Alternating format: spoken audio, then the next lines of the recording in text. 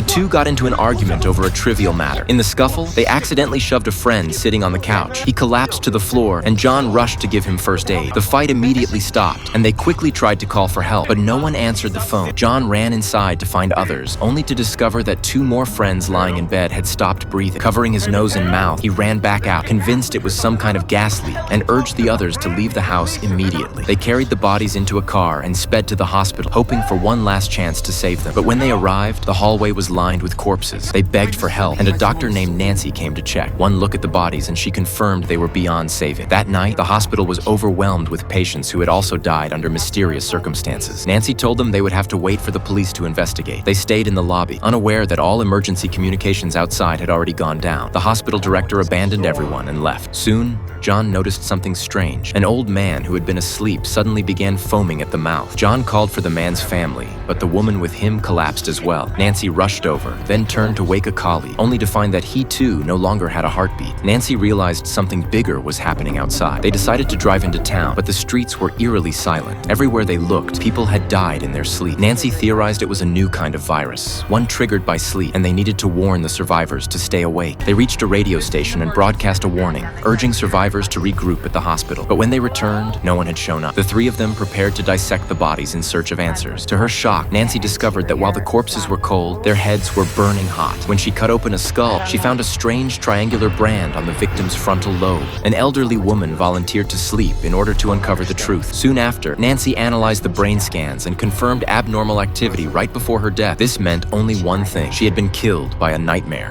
What kind of dream? What kind of dream can you die in? I don't know, but it must have been a pretty bad